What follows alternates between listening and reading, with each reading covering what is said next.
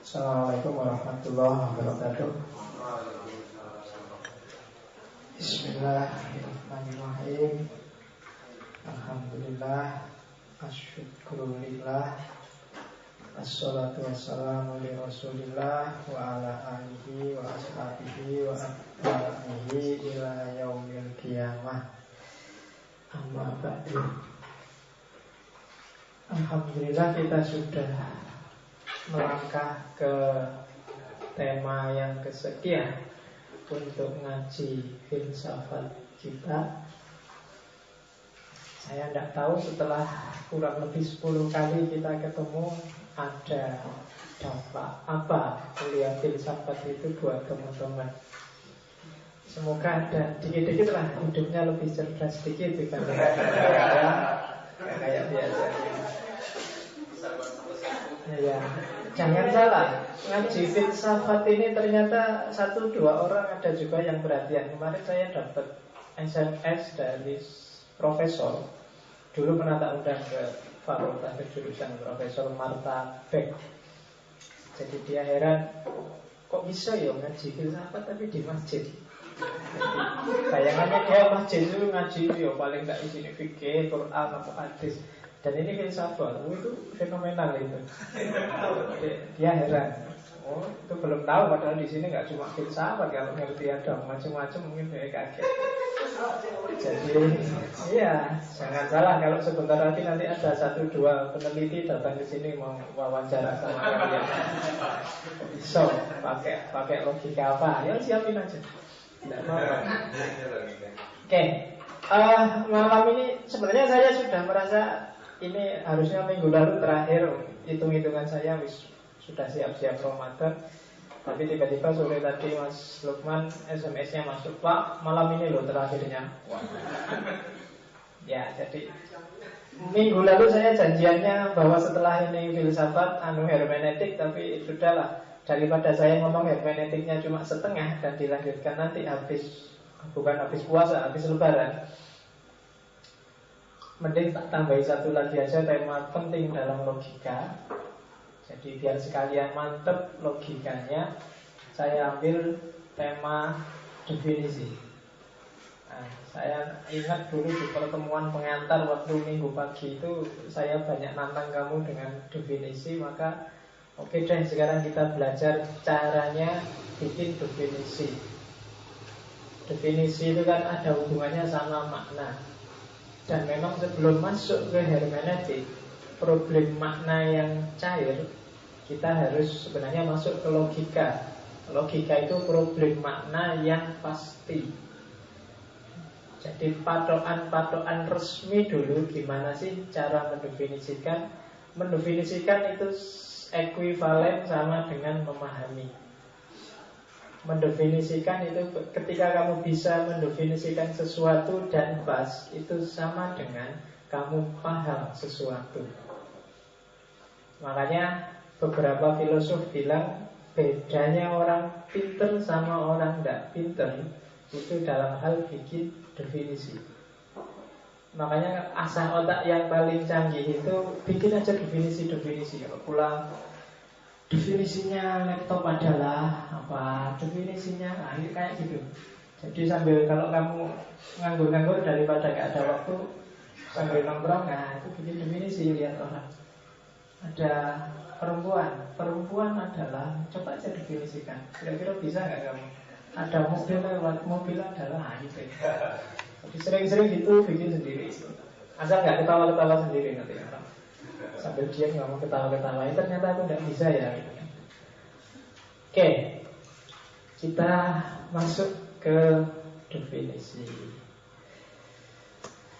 Definisi adalah, ini definisinya definisi. Jadi definisinya definisi adalah, ini terjemahan letterlet dari buku, susunan kata yang tepat dan jelas dan singkat. Diingat-ingat 3 karakter itu. Definisi itu harus tepat, dia harus pas, tapi jelas. Jelas itu berarti maksudnya ketahuan dan singkat, tidak bertele-tele. Begitu bertele-tele pasti bulat. Jadi kalau kamu mendefinisikan sesuatu harus tepat. Tepat itu kalau mendefinisikan lampu ya harus tentang lampu. Jangan mendefinisikan lampu ternyata geser. Ternyata yang kamu definisikan bukan lampu tapi pintu misalnya. Itu berarti tidak tepat.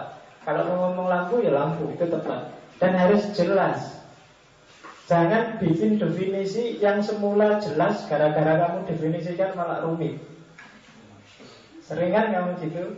Sebenarnya kamu agak-agak paham. Begitu ada didefinisikan orang, kamu tambah bulat sudah. Nah, sering kamu gitu kan. Selama ini kamu sudah ngerti rasa-rasanya, tapi begitu dibahas tambah ruwet. Nah, itu berarti definisinya keliru. Nggak boleh ada definisi yang malah bikin ruwet. Mending nggak usah didefinisikan. Ya kan? Banyak hal yang sebaiknya nggak usah didefinisikan. Nanti ada di sini, ada teori yang beberapa hal yang memang jangan didefinisikan karena nggak bisa. Nanti lihat aja. Dan harus jelas dan harus singkat. Jangan dipanjang-panjangin. Makanya kalau kamu ujian akhir itu kan mesti perintahnya jawablah dengan tepat dan jelas dan singkat. Kecuali dosen tertentu. Dosen ada yang bilang pokoknya jawab harus 1 halaman. Kalau belum 1 halaman belum itu. Nah itu biasanya agak ngawur kamu. Zaman dulu saya ada dosen kayak gitu, zaman saya kuliah. Pokoknya 1 soal harus 1 halaman. Jadi anak-anak kalau tak bisa jawab ditulis aja puisi lah, lirik lah. Awalnya itu ngomong apa tapi tengah-tengahnya syair lagu apa gitu, puisi apa, begitu terakhir malu. Demikianlah maka kayak gitu. Yang penting kan sehalaman. Itu namanya nggak singkat. Barang yang tidak singkat biasanya tidak tepat. Kenapa? Karena melebar kemana-mana. Iya apa tidak? Kamu seneng apa tidak? Kamu nanti jangan bulat. Kalau bulat itu mesti menyusahkan orang lain. Orang jadi malah gak jelas idenya apa. Kamu SMS tiap hari, apel tiap hari, jemput tiap hari. Jelas aja, seneng dah. Jangan bulat. Kalau bulat malah bingung deh kamu. Nah itu loh, jadi itu the point. Susah, orang mendefinisikan perilakumu itu susah. Ditanya seneng apa enggak, bulat. Tapi tiap hari SMS, tiap hari apel, tiap hari itu ruwet, to the point aja, tembak dulu baru aksi. Kalau kamu aksi dulu, kalau ditolak kan jadinya nggak enak. Jadi sudah jelas baru, tapi karena kamu bulat jadi ruwet. Oke, sampai apa contohnya? Oke, tugasnya definisi adalah jadi yang tadi memperjelas. Kenapa harus diperjelas? Biar tidak simpang siur. Banyak orang debat bahkan sampai mau tawuran hanya gara-gara beda definisi. Coba kamu telusuri ya, jangan-jangan misalnya ada konflik Sunni sama Syiah. Itu mungkin jangan-jangan beda mendefinisikan. Orang Sunni mendefinisikan Syiah apa, tapi orang Syiah mendefinisikan dirinya sendiri apa. Karena kadang-kadang orang kalau sudah nggak senang itu kan yang dilihat sisi jeleknya aja, kalau pas lagi senang yang dilihat sisi bagusnya aja. Coba dicek, biar tidak simpang siur. Ketika ada gegeran antara KPK sama PKS misalnya, itu kan tawuran habis-habisan, tapi jangan-jangan sebenarnya nggak beda. Ide-ide yang diperdebatkan sebenarnya nggak sama anunya, tapi beda mendefinisikan. Itu coba dicek. Ya. Jadi yang pertama itu tugasnya, yang kedua adalah untuk membedakan dengan kata yang lain dan objek yang lain. Itu definisi, dengan menjelaskan karakternya, sifatnya, dan macam-macam. Intinya adalah kamu tidak bisa berpikir kalau tidak paham sesuatu. Dan kamu disebut paham sesuatu itu kalau kamu sudah bisa mendefinisikannya. Kecuali hal-hal tertentu yang memang tidak bisa didefinisikan. Ada hal yang tidak bisa didefinisikan, hanya bisa dirasakan. Kalau disuruh cerita susah sekali. Kayak fenomena-fenomena mental itu kan biasanya nggak bisa didefinisikan. Nanti kita lihat contoh-contohnya. Jenis definisi yang pertama adalah definisi nominal. Namanya definisi nominal itu definisi etimologis, menjelaskan sesuatu dengan arti katanya. Kalau kalian baca kitab-kitab fikih zaman dulu, misalnya sholat secara lughawi adalah doa, secara istilahi adalah, itu namanya definisi nominal. Ya kan? Kayak komunis itu berasal dari bahasa Latin yang artinya sama, atau dari istilah komuniker yang artinya bercakap-cakap. Itu definisi nominal namanya. Kamu dari kata-katanya kamu definisikan. Dan banyak jenisnya definisi nominal. Yang pertama sinonim. Jadi sinonim itu menjelaskan dengan kata yang sama. Sapi adalah lembu. Nah, itu dengan kata yang sama. Jangan salah, itu termasuk jenis definisi. Berkomunikasi itu sama dengan berhubungan. Makanya kalau hati-hati salah tafsir, misalnya barang siapa yang mendapatkan kesulitan dalam hal ini, silahkan berhubungan dengan ibu titik. Nah, itu kalau jangan maksudnya berhubungan itu berkomunikasi. Itu jangan masa harus berhubungan dulu kalau apa boleh itu. Orang maksudnya silahkan berhubungan itu, silahkan berkomunikasi. Nanti kamu Bu saya disuruh berhubungan loh sama sampean. Ya maksudnya disuruh berkomunikasi. Itu definisi sinonim namanya. Jadi jangan salah, kamu salah definisi. Wah ini disuruh berhubungan gratis ini, enak ini. Bukan itu maunya. Tapi disuruh berkomunikasi. Nah, makanya hati-hati di pengumuman di kampus itu kan sering gitu kan. Bagi yang ingin mendapatkan keterangan lebih jauh, silahkan berhubungan dengan Mbak titik-titik nomor 1 sekian-sekian. Nah itu maksudnya bukan disuruh berhubungan itu, suruh tanya. Oke, definisi simbolik. Biasanya matematika. Nanti ada jenis simbolik itu yang matematika itu kayak P, kayak gini lah. Pokoknya simbol-simbol itu, kalau limit simbolnya kayak gimana, itu kan definisi namanya. Tapi dalam hidup sehari-hari juga kadang-kadang kita pakai definisi simbolik. Dalam banyak hal mungkin kita susah menjelaskan sesuatu, kita hanya pakai simbol saja.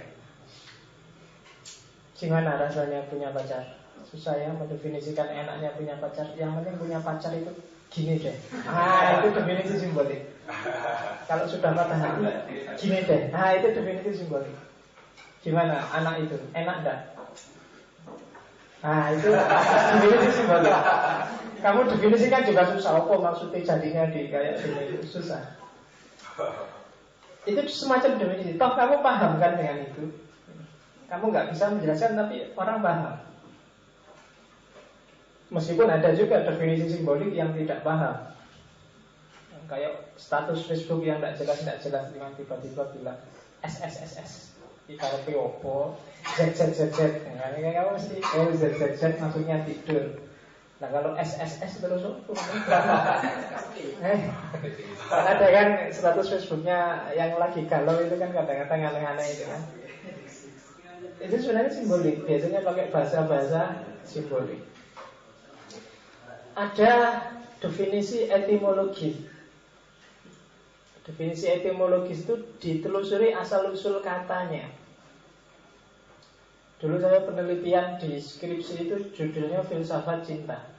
Pertama kan habis ditelusuri kata-katanya. Ternyata untuk tentang cinta bahasa Indonesia itu miskin. Kalau Yunani lebih kaya. Yunani itu punya eros, punya filio, punya, saya lupa, ada 4 itu istilah untuk menyebut cinta. Cinta tanah air beda, cinta lawan jenis beda, cinta orang tua sesama saudara sesama itu beda lagi istilahnya. Jadi ada 4 atau 5 istilah yang menyebut tentang cinta dengan definisi yang beda-beda.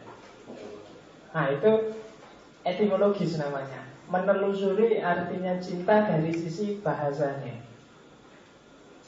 Dari sisi ini asalnya dari bahasa apa sih kan gitu. Setiap istilah pasti ada itunya. Agama itu dari bahasa apa? Kalau orang Malaysia menyebutnya agama. Ada agama. Coba dicek. Itu biasanya religi. Religi itu dari bahasa apa sih? Kalau kamu pakai istilah agama terus konsekuensinya beda gitu, kayak itu agama atau religi. Nah itu etimologis namanya. Jalur intelek pertama untuk memahami sesuatu itu pakai etimologis. Kursi itu aslinya dari bahasa Arab. Kursiun kan. Coba kamu cek, kalau di Arab kursi itu kayak gimana sih modelnya? Nah, itu biasanya lebih mengantarkan pemahaman untuk bikin definisi. Definisi nominal. Ada definisi semantik. Semantik itu kamu mendefinisikan sesuatu pakai simbol sebenarnya. Simbolnya ya, cuma simbol ini sudah disepakati bahasa biasanya. Yo kadang-kadang ada tanda juga. Tapi kenapa disebut semantik? Karena biasanya pakai bahasa. Istilah-istilah yang disepakati di tingkat lokal. Yang sering saya contohkan, misalnya untuk di Jogja, jangan gampang kamu bilang sarkem. Karena definisinya sarkem untuk Jogja itu agak abu-abu warnanya. Tapi kalau di luar Jogja mungkin beda lagi. Sarkem yang pasar kembang itu kan biasa kalau di luar Jogja. Karena di sana ada tata bahasa yang beda dengan Jogja. Kalau istilah Jogja, tanda sarkem itu merujuk ke hal yang gitu-gitu. Sementara di luar Jogja nggak apa-apa. Jadi kalau kamu di Surabaya misalnya, yuk jalan-jalan ke pasar kembang yuk, nggak apa-apa. Kalau kamu mau beli kembang, mau nyekar atau mau itu. Tapi kalau di Jogja, jangan sekali-sekali yuk jalan-jalan ke pasar kembang yuk. Karena konotasinya beda. Definisi orang Jogja tentang sarkem beda. Kamu perlu analisis semantik tentang itu. Itu namanya definisi semantik. Istilah di sini sama istilah di sana beda lagi. Saya kemarin jalan-jalan ke waktu di Bali itu ada istilah-istilah Bali yang jangan diucapkan di Jawa. Kalau diucapkan di Jawa bisa gawat. Ya kamu ngerti sendiri lah. Apa Pak? Oh ya, kayak gitu. Iya, kalau kamu dikasih makan sama orang Bali, contoh kecil, jangan sekali-sekali bilang, Pak, saya sudah kenyang ini Pak. Karena kenyang kalau bahasa Bali itu sama dengan bagi laki-laki nggak enak ngomong. Ya, kalau di bahasa Bali coba kamu cek lagi. Saya ngobrol dengan supir di Bali itu, jadi kenyang di sana itu kayak alat pemelawan laki-laki yang sedang berdiri. Makanya ini tak tutup, nanti masuk situ neng internet. Anunya lagi. Jadi jangan kamu teriak-teriak saya sudah kenyang, itu bisa ada orang sana. Ada beberapa lagi yang kalau di sana jadinya saru, cuma di sini ya. Nah, ada Jawa, saya lupa Jambi apa Palembang itu. Kayak orang Jawa kan kalau ayo ke masjid yuk, nanti dulu kan bahasa Jawanya kosike. Nah itu kosike itu saya lupa di mana itu. Artinya saru nepol. Jadi jangan bilang-bilang kosike kamu. Nah itu kan semantik. Yang kamu paling sudah populer kan kayak di mana yang kalau di sini butuh itu ya perlu, tapi di tempat lain butuh itu bukan perlu. Nah itu semantik, hati-hati. Ada definisi yang sifatnya lokal, makna yang sudah dikenal di lokal tertentu, yang di tempat lain punya arti berbeda. Terus ada definisi stipulatif. Definisi stipulatif itu bikin makna baru. Kalau tadi yang semantik itu kan memang sudah jalan seperti itu. Kalau stipulatif itu bikin makna baru, disepakati bareng-bareng. Misalnya, ini janjiannya kan podo kalau kuliah. Kuliah filsafat juga kayak gini. Cuma kita sepakati aja karena ini di masjid. Terus santrinya juga bebas, isinya bebas, yang ngomong juga bebas. Kita sebut aja ngaji filsafat. Itu namanya definisi stipulatif. Kita bikin baru, kita sepakati bersama bahwa ini namanya ngaji filsafat dengan pertimbangan-pertimbangan tertentu. Itu namanya definisi stipulatif. Sering orang harus kadang-kadang bikin ini BLSM, balsem, yang itu sekarang sedang ramai. Itu kan stipulatif namanya. Bikin baru, dulu nggak ada balsem. Kamu ngerti nih balsem kan cuma buat keroan. Tapi sekarang balsem adalah istilah untuk bantuan langsung dan asem itu. Definisi stipulatif. Nah, yang kalian kenal biasanya definisi denotatif. definisi denotatif itu tidak secara menunjukkan sesuatu, tapi sifatnya denotasi. Jadi semua, misalnya kalau saya ngomong sapi, itu berarti semua yang ada hubungannya dengan sapi itu masuk definisi denotatif. Temannya denotatif kan konotatif. Kalau denotatif itu langsung merujuk ke objeknya. Semua yang masuk objek itu berarti termasuk dalam definisi. Yang tidak masuk tidak boleh dimasukkan dalam definisi. Ada dua jenis, ada ostentif dan ada enumeratif. Kalau ostentif itu membatasi definisi dengan contoh-contoh. Jadi bikin definisi pakai contoh-contoh. Ada banyak hal yang kamu menjelaskannya susah, tapi untuk menjelaskannya kamu pakai contoh aja. Ya semacam-macam lah. Misalnya kamu susah menjelaskan kelas itu apa ya? Ya kelas itu ya kayak ngaji filsafat ini, kayak kuliah di kampus itu, kayak itu namanya definisi ostentif. Dengan memberikan contoh. Anak soleh itu kayak gimana sih? Anak soleh adalah yo anak yang rajin ke masjid, anak yang sampai malam di sini meskipun karambol, anak yang itu namanya definisi ostentif untuk menunjuknya pakai contoh. Islam yang baik itu gimana sih? Yo Islam yang baik itu yo yang suka bantu orang, yang jenggotnya panjang, nah itu dengan memberikan contoh. Ada lagi definisi enumeratif. Kalau definisi enumeratif itu tidak menyebut contoh, tapi menyebut rincian-rincian dari yang kamu definisikan. Misalnya kelas itu apa sih? Kelas itu ada papannya, ada muridnya, ada gurunya, ada LCD-nya, ada, itu namanya definisi enumeratif. Kalau kamu disuruh mendefinisikan sekolah itu apa sih? Sekolah itu sesuatu yang ada kepala sekolahnya, ada bangunannya, ada, itu namanya definisi enumeratif. Tidak apa-apa kalau kamu bingung bikin definisi, kamu pakai ostentif atau enumeratif. Sebut contoh-contohnya atau sebut bagian-bagiannya.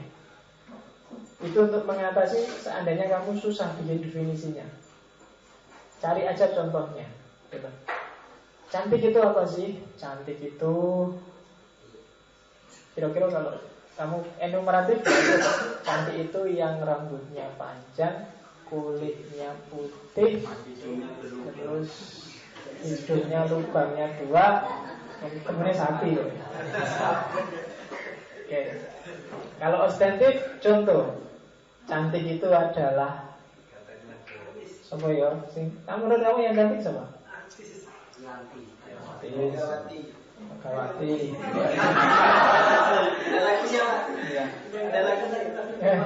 Ya. Saya baca komentarnya orang waktu ada Taufik Kemas meninggal itu, ada satu komentar yang tak ingat sampai sekarang. Dengan meninggalnya Taufik Kemas berarti tidak ada lagi sekarang yang bisa menggulingkan Megawati.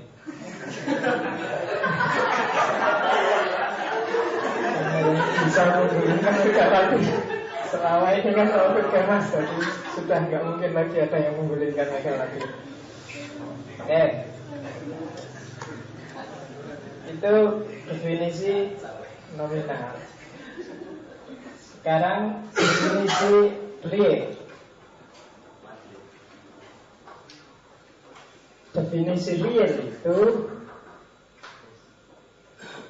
memperlihatkan sesuatu dengan melihat unsur-unsurnya. Definisi real itu isinya definisi hakiki, definisi maksud tujuan, dan definisi sebab akibat. Kalau tadi lebih bermain dengan kata-katanya, kalau ini lebih ngomong esensi hakikatnya. Definisi hakiki itu apa ya? Dicari jenisnya dan diferensiannya. Sesuatu yang kamu definisikan, carilah dia itu dari jenis apa. Kalau sudah ketemu dari jenis apa, carilah pembedanya dari yang lain yang ada dalam jenis itu. Manusia adalah hewan yang berakal. Berarti manusia itu kan termasuk jenisnya hewan, hanya saja dia berakal. Hewan itu namanya genus, genus proximum, jenis terdekat. Sementara berakal itu namanya diferensia, pembeda. Jadi tidak sama. Jadi manusia itu sama hewan sama. Kamu sama monyet sama, sama kambing sama, sama sapi sama. Yang membedakan apa? Berakal. Genusnya hewan, diferensiannya berarti berakal. Kayak kalau agama kan, saya baca buku apa itu yang tentang sholat itu, bahwa manusia itu adalah hewan yang sholat. Definisi aneh kan, yang jarang itu orang menyebut itu. Karena satu-satunya yang membedakan manusia dengan yang bukan manusia itu sholatnya. Kalau dia tidak sholat berarti karakter ini khaskan itu. Tidak apa-apa ya, itu tak pikir yang nulis juga cerdas untuk menarik pakai akal tapi arahnya ke agama. Jadi manusia ada contohnya, tapi lucu. Coba bandingkan orang sama monyet. Monyet itu kan kalau kamu jajar kan sama orang kan ya mirip aja kan, agak dekat. Cari monyet yang paling ganteng dijajar sama cowok yang paling jelek, itu mungkin selisihnya nggak banyak. Di monyet kan. Jadi contoh itu. Jadi dan yang membedakan apa? Kalau mikir monyet kadang-kadang ya cerdas loh, kadang-kadang dia bisa punya ide apa yang orang kaget katanya. Nah, yang membedakan kalanya di buku itu cuma sholat. Jadi cewek-cewek yang punya pacar kok tidak sholat berarti sama dengan pacaran dengan monyet. Jadi kalau contoh di buku itu gitu. Jadi kalau saudaramu tidak sholat berarti kamu saudaranya monyet. Kalau bapak ibumu tidak sholat, bapak ibumu itu oke. Nah, ini kamu pakai aja bahan untuk ceramah Ramadan. Wah, intinya itu sholat. Oke. Cuma bulan ini saya manut kamu, saya Ramadan sengaja off. Hanya satu masjid yang saya terima, masjidku dewi di kampung. Jadi tahun ini aku ingin santai-santai aja. Karena saya trauma ngisi Ramadan itu. Tiwas spesial capek, orang-orang maunya cepet dan jangan lama-lama dan jangan bikin ngantuk, itu kan susah. Jadi salah Ramadan bikin orang. Jadi saya Ramadan ini jangan ditawari untuk ngisi taraweh dan sholat subuh ya. Jadi pesen buat iya. Katanya kamu mau tafakur kan ini, jadi saya juga mau tafakur. Ya, kayak pengalaman teman saya ceramah Ramadan yang jamaahnya pulang semua itu kan. Ceramah Ramadan itu suwe. Cuma dia ceritanya Ramadan dagel. Hanya satu orang yang tinggal untuk mendengarkan ceramahku, anak kecil lagi. Dia ada di depanku itu. Selesai ceramah, adik kenapa kok enggak pulang? Sebenarnya saya mau pulang sudah, cuma sajadah saya keinjek.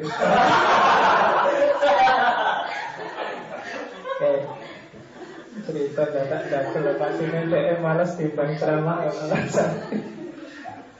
Oke ya, jadi definisi hakiki itu cari jenisnya, cari diferensiannya. Sofa itu kan jenisnya adalah tempat duduk. Yang membedakan sofa dengan tempat duduk yang lain apa? Mungkin empuknya, mungkin nyamannya, mungkin dan seterusnya. Itu namanya diferensian.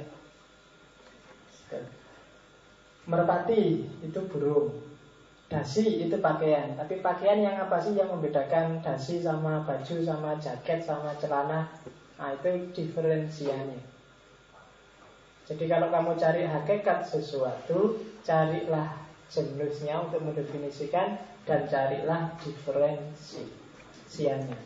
Orang pinter dan tidak pinter. Nah, orang pinter adalah orang yang diferensiannya pinter, sementara yang lain tidak pinter.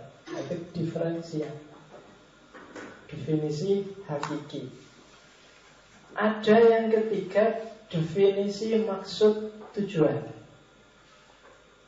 Definisi maksud tujuan itu ketika kamu susah mendefinisikan sesuatu, tapi kamu ngerti apa maksudnya tadi.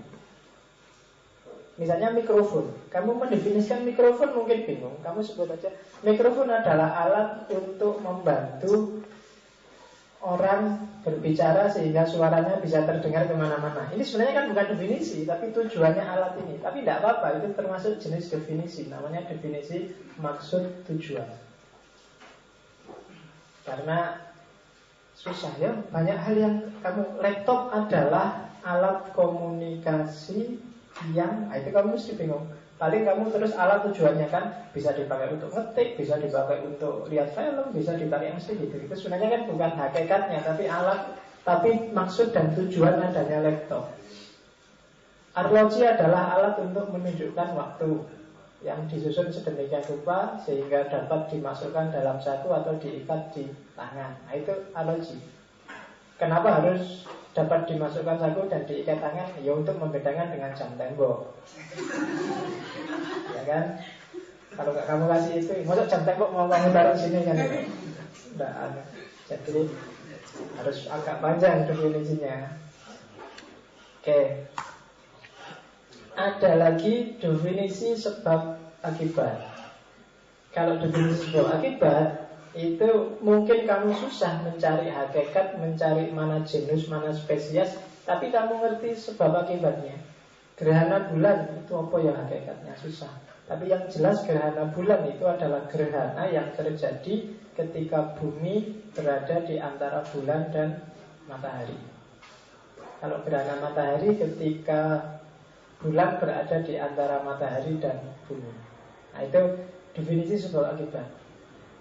Gempa adalah ketika lempengan. Nah, itu kan ketika lempengan itu sebenarnya kan sebabnya, bukan gempanya. Gempanya itu kan ya ketika dia goyang dan seterusnya itu. Tapi ketika kamu mendefinisikannya kan susah ya. Pokoknya gempa itu ketika lempeng A dan lempeng B tabrakan atau saling geser, terjadilah gempa. Itu sebenarnya definisi sebab akibat. Dengan itu kan tetap orang bisa paham. Oke. Ini yang tadi saya bilang. Ada banyak hal yang tidak bisa didefinisikan. Misalnya yang pertama, kata yang nggak jelas jenisnya apa. Misalnya waktu. Waktu itu kan kamu susah menentukan jenisnya apa. Ya. Kalau ini jenisnya apa?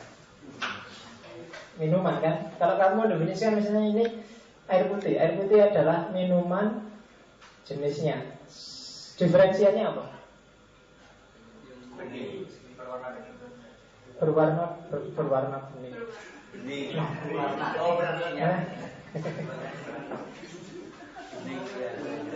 Apa diferensiannya? Bedanya sama teh misalnya. Kalau teh adalah minuman yang dicampuri teh. Tidak apa-apa.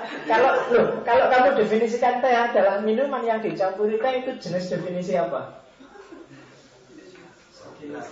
Sebab akibat. Karena kan sebabnya karena dicampuri teh, maka namanya minuman teh. Kalau air putih adalah, kalau misalnya saya definisikan gini, air putih adalah minuman untuk menghilangkan haus. Yang ketika saya ngomong ada menghilangkan hausnya, berarti definisi apa? Maksud dan tujuan. Itu jadi cara triknya itu. Tadi kalau saya bilang bedanya orang pintar sama orang nggak pintar itu definisi, sebenarnya kamu bisa mensiasati definisi. Nggak harus kamu bingung. Lampu adalah alat yang dipakai untuk menerangi.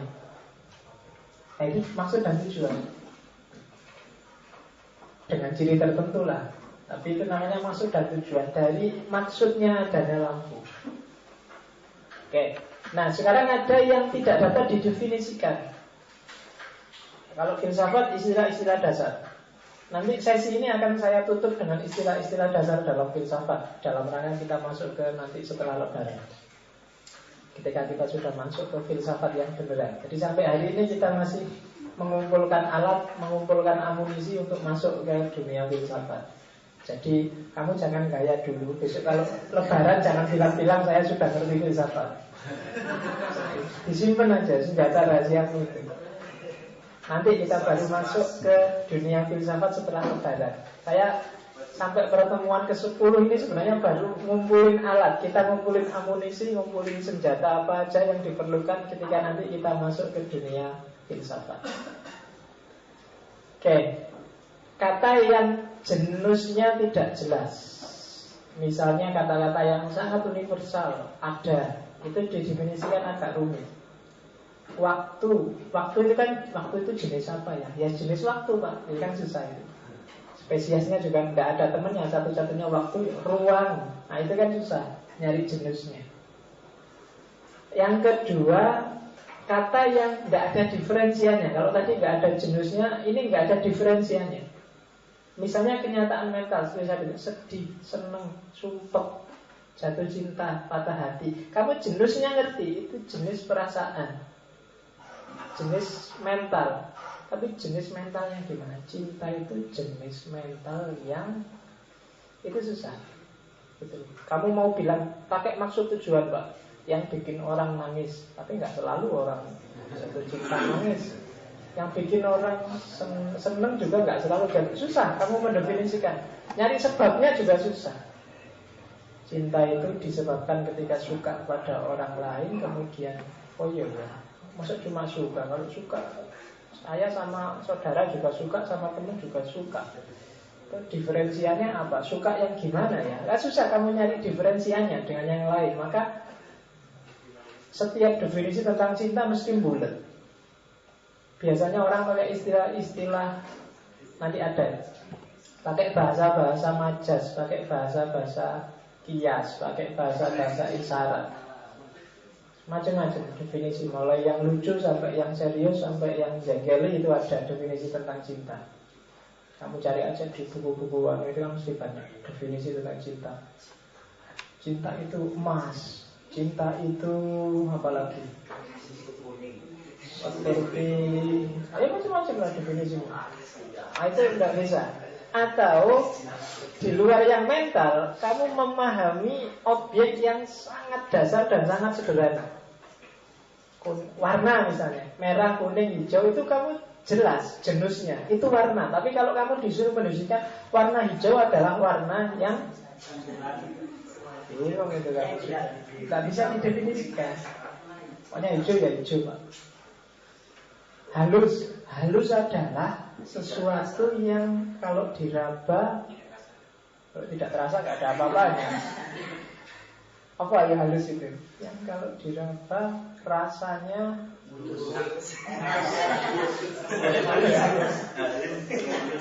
ya kan? Susah loh ini. Kasar itu kalau diraba bergelombang. Tapi ada nggak barang bergelombang yang halus? Ada. Contohnya? Oh ditanya kok bingung. Telur bergelombang ceritanya seperti. Telur apa maksudnya? Jadi kata-kata yang jenisnya jelas tapi diferensiannya nggak jelas, itu susah didefinisikan. Terus kata-kata yang harus ada sambungannya dengan kata lain itu nggak bisa didefinisikan. Yang daripada, meskipun, dengan, atau, itu nggak bisa didefinisikan. Kalau ada, saya dulu punya teman yang senengannya ngerjain orang dengan kata-kata ini. Saya itu sukanya seperti ini, tapi temannya nunggu. Setelah tapi itu apa, dia nggak melanjutkan gitu. Itu yang bikin orang sebel kayak gitu. Jadi saya itu sebenarnya senang sama kamu, tapi sudah selesai. Sudah tapi terus selesai. Itu orang yang paling menjengkelkan sedunia itu. Kalau maunya gitu nggak usah ngomong. Tapi itu sama kayak orang, aku tuh mau cerita padamu, tapi gimana ya? Nggak jadi deh. Nah, itu waduh kok nggak usah dikasih gitu. Ngapain nggak ngomong gitu loh? Begitu penasaran. Ya, dan kata-kata atau yang daripada, meskipun itu kata-kata yang memang tidak bisa, dia nggak bisa berdiri sendiri, maka nggak bisa didefinisikan. Nggak ada definisinya. Dan yang terakhir ada istilah-istilah khusus yang unik, yang praktis, yang sangat fleksibel. Kadang-kadang hanya lingkungan tertentu, hanya kelompok tertentu, hanya ranah tertentu yang paham. Itu biasanya kalau sangat kecil yang bisa mendefinisikan, itu sama dengan tidak bisa didefinisikan. Tadi saya contohkan sarkem itu ketika sangat kecil lingkupnya, itu sama dengan nggak bisa. Kalau kamu mau nulis buku dengan sarkem yang kamu definisikan itu tadi, kalau orang nggak jelas konteksnya, mesti salah paham orang. Jadi term yang sangat khusus, yang sangat unik, di kamus tidak ada, karena definisinya sangat beda dengan yang lain. Nah, itu kamu tidak bisa mendefinisikan. Kalau ingin mendefinisikan, cari konteksnya, cari apa, settingnya apa dulu. Ketika kamu kehilangan settingnya, pemahamanmu seperti apapun mesti salah. Nah, itu namanya term khusus, tidak bisa didefinisikan begitu saja. Cara bikin definisi. Tadi kan jenis-jenisnya, sekarang cara bikinnya. Nafas dulu. Ya. Oke, teh tadi berarti apa? Minuman yang dicampur teh. Itu aja. Saya minumnya teh aja biar kamu juga nggak ngiler. Kalau saya minum ini juga harus ngiler. Di situ kan ada tehnya juga. Oke. Cara bikin definisi yang pertama, tidak boleh lebih luas dan lebih sempit dari konotasinya. Maksudnya ya, jangan terlalu gelambiar nek basa Jawane, terlalu melayan, tapi jangan juga terlalu sempit. Jadi misalnya yang terlalu luas, misalnya merpati adalah burung yang terbangnya cepat, ini kan terlalu luas, kurang spesifik, harus ditambahi lagi. Ya merpati memang terbangnya cepat, tapi burung yang terbang cepat kan bukan merpati satu-satunya. Negara adalah organisasi masyarakat yang punya peraturan. Itu mungkin tidak salah, tapi masih terlalu luas, harus dibikin spesifik lagi. Organisasi yang punya peraturan banyak. Takmir masjid aja punya peraturan, dan nggak bisa disebut negara. RT aja punya peraturan, tapi kan bukan negara. Kalau di peraturan di RT kan apel paling malam sampai jam 12. Berapa? Ya, jadi itu aturan. Atau terlalu sempit. Kursi adalah tempat duduk yang terbuat dari kayu, bersandaran dan berkaki. Itu kenapa disebut terlalu sempit? Banyak kursi yang tidak terbuat dari kayu, tidak ada sandarannya, tidak ada kakinya. Sofa itu tidak ada kakinya. Yang sekarang dari besi banyak, dari apa lagi? Dari rotan ada, dari batu juga ada. Jadi terlalu sempit. Jujur adalah sikap mau mengakui kesalahan sendiri. Itu ya jenisnya jujur memang. Tidak cuma itu jujur itu. Jangan terlalu sempit, harus luas. Jadi ketika kamu mendefinisikan sesuatu, jangan terlalu sempit, tapi juga jangan terlalu luas. Itu yang membedakan apakah definisimu pas apa enggak. Ya caranya kayak tadi. Ketika itu terlalu luas berarti terlalu fokus ke jenisnya. Ketika terlalu sempit, terlalu menajam ke diferensiannya. Kamu harus jelas. Misalnya angkringan. Angkringan ini kamu mendefinisikannya apa? Angkringan adalah apa? Skogojek terlalu sempit. Apa? Orang jualan makan warung yang remang-remang.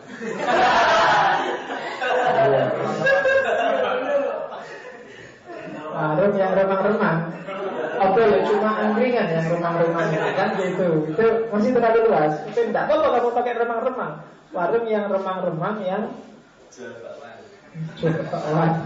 jual rokok. Itu caranya kayak gitu. Coba cek lagi apakah ada yang lain yang belum masuk. Kalau ada yang lain yang belum masuk berarti terlalu sempit. Atau yang kamu definisikan terlalu luas, berarti tidak menajam pada yang kamu definisikan, itu berarti terlalu luas. Caranya kayak gitu. Jadi ketika definisimu salah, ya nanti kamu kacau. Warung angkringan adalah warung yang remang-remang. Kamu nanti saya mau ke warung remang-remangan. Nah itu terus panjangmu mesti bingung. Cah cilik nih warung remang-remangan. Padahal mau kan ke angkringan. Nah itu makanya hati-hati. Jangan terlalu luas, jangan terlalu sempit. Terlalu luas tidak enak, terlalu sempit kamu yang susah. Karena kamu yang susah itu terlalu luas. Iya, pikiranmu kok kesana. Iya. Jangan-jangan frekuensi kita sama. Oke. Terus yang kedua, tidak. Kamu ketawa kalau punya pacar. Oke. Yo, kalau belum punya pacar, jalan keluarnya ada di 3 B. Yang pertama berusaha, yang kedua berdoa, yang ketiga bercermin. Oke. Yang pedoman buat definisi yang kedua, kalau tadi jangan terlalu luas, jangan terlalu sempit, tidak boleh menggunakan kata yang didefinisikan. Kalau kamu mau menggunakan kata yang didefinisikan, mending jangan didefinisikan. Pisang goreng adalah pisang yang digoreng. Nah, itu benar. Lain, nggak usah kamu ngomong kalau kamu mendefinisikan itu. Cewek cakep adalah cewek yang cakep. Itu podo wae, ngapain harus didefinisikan? Ya kan? Jangan diulang kata-katanya gitu. Jadi, cewek cakep adalah cewek yang kayak tadi lu, rambutnya panjang, hidungnya panjang, giginya panjang. Apa-apa panjang. Jadi kalau kamu ulang lagi, itu namanya tautologi. Kafir adalah orang yang ingkar. Ingkar itu ya kafir, bodoh, itu diulang. Merdeka adalah orang yang bebas, keadaan bebas. Ya bebas itu merdeka, sama aja. Itu ngulang namanya, tautologi. Tapi ada, hati-hati, ada pengecualian. Ada definisi ngulang tapi masuk akal, bisa kamu toleransi. Misalnya amalan wajib itu adalah perbuatan yang diberi pahala bila dikerjakan. Itu kan perbuatan sama amalan itu sama sebenarnya. Cuma definisi itu dibenarkan karena fokusnya bukan pada perbuatannya, tapi pada kata-kata wajibnya. Kalau kamu definisikan amalan wajib adalah perbuatan yang wajib dilakukan, nah itu salah. Itu tautologi. Tapi kalau perbuatan yang kalau dikerjakan dikasih pahala, kalau ditinggalkan ada dosa, itu berarti definisi yang pas. Karena fokusnya bukan pada. Tapi kan amalan sama perbuatan ngulang, Pak. Iya, tapi fokusnya pada wajibnya. Sama kayak hukum waris. Kalau kamu definisikan hukum waris adalah hukum yang mengatur tata cara waris, itu ngulang. Bukan definisi namanya. Tapi hukum waris adalah hukum yang mengatur pembagian harta kekayaan. Nah itu beda. Karena itu fokusnya ada pada warisnya. Jadi hati-hati. Yang jelas hati-hati jangan tautologi. Biasanya mahasiswa kalau ujian raiso garat itu jurusnya mesti jurus bulat ngulang. Tautologi. Mau ngomong apa diputar, tadi ngomong apa diomongkan lagi itu. Jadi hati-hati. Oke, saya ngoreksi ujian semester kapan itu ya, masih jawabannya itu lucu-lucu. Jadi pertanyaannya hulul, kan mata kuliah tasawuf itu. Apa yang dimaksud dengan hulul? Jawabannya hulul adalah apa yang kalau dikerjakan dapat pahala, kalau ditinggalkan jangan-jangan dia salah paham. Dianggapnya soalnya salah ketik mungkin. Dianggapnya ini bukan hulul tapi halal.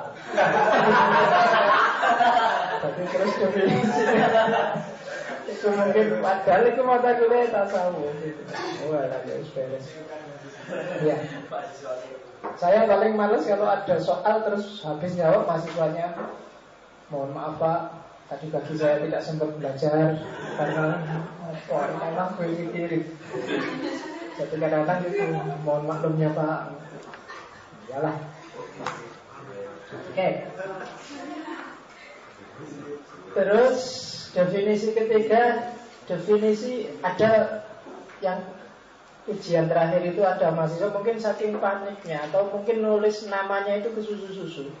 Di kolom nama mahasiswa itu ditulis lagi mahasiswa.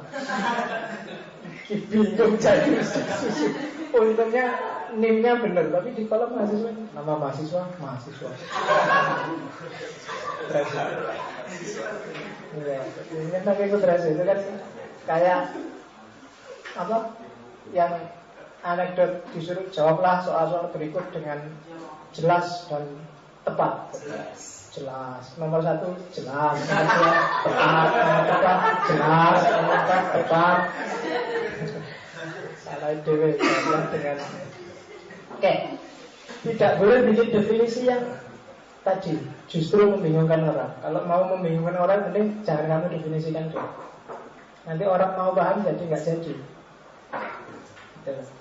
Kalau kamu tidak ngerti, biasanya orang yang ilmunya setengah-setengah itu biasanya kalau bikin definisi ini. Yang tidak ngerti filsafat, mending kamu tidak jawab, bilang aja belum paham benar saya tentang filsafat, daripada kamu nyoba mendefinisikan terus ngaco. Kalau ngaco kamu edan sendiri tidak apa-apa, cuma kalau mengedankan orang itu kan berdosa. Jadi mending jurusmu kamu simpen dulu deh sebelum matang. Nggak apa-apa, sementara kamu simpen aja. Karena memang filsafat cirinya, saya lupa, nanti kamu cari buku terjemahnya David Trubrut yang filsafat agama yang terjemah Rasidi itu nanti di bagian belakang. Atau yang Kisotul Iman kemarin itu kan di bagian belakang ada kata-katanya Francis Bacon itu. Filsafat itu beda sama agama. Filsafat itu di pinggirnya bergejolak, tapi di tengah-tengahnya tenang. Beda sama agama. Agama itu awalnya tenang, tapi begitu kamu semakin masuk ke dalam biasa semakin bergejolak. Maka memang agak kaget-kaget kalau apalagi nanti kita kalau sudah masuk agak panjang ke sesi-sesi filsafat agama, bahas Tuhan itu mungkin agak jelimet, agak rumit dan kadang-kadang mengagetkan. Tapi ya itulah filsafat. Begitu kamu ketemu jawabannya, biasanya semakin tenang, semakin ke tengah, semakin ke inti, semakin tenang. Tapi kebalikannya, kalau agama itu di pinggirnya tenang, kamu tentram, percaya, iman. Tapi kalau kamu nggak bisa menjaga ritme, jadi bergejolak. Mungkin ketika kamu bisa sholat malam awal itu terharu sekali dirimu sholat malam, alhamdulillah sholat malam segini. Tapi lama-lama bosan, terbiasa sholat malam nggak ada rasanya. Lama-lama semakin bergejolak. Kenapa ini nggak sholat malam segala jangan aja gitu. Ya kan? Ada yang masih rajin sholat malam? Iya. Karena dari wajahnya saya lihat ini suka bangun malam. Ya, nonton bal-balan. Oke. Jadi jangan bikin definisi yang malah membingungkan. Kayak tadi harus tegas, ringkas, jelas. Kalau nggak bisa, latihan dulu, jangan membingungkan orang. Yang keempat, jangan pakai bahasa itu bahasa plastik. Bahasa plastik itu bahasa yang ya plastik itu. Yang kayak puisi itu kan bahasanya bahasa plastik. Sedekah adalah membuka pintu surga. Bayangannya surga itu pintunya kayak gimana ya? Menafsirkannya agak rumit. Kalau cuma ngapain cuma buka pintu surga, saya pengennya masuk. Nah, misalnya jelas itu saya lupa ada kehidupan adalah sepotong keju. Itu orang yang nggak ngerti cara itu kan mikir hubungannya apa keju. Saya itu kalau ada keju enak pengen muntah. Apa hidup itu memang bikin orang muntah misalnya. Nah, itu kan bisa definisi yang membingungkan. Itu kan ada, saya lupa itu ada filosof yang bilang sejarah adalah samudra pengalaman yang bergelombang tiada putus-putusnya. Puitis sih, tapi ya memahaminya agak-agak itu bahasa plastik namanya. Meskipun harus mendaki gunung, membelah samudra, harus tapi cintaku padamu, itu plastik. Jadi kalau pacarmu ngirim SMS atau posting di Facebook kayak gitu, kamu kamu komentari aja bahasa plastik.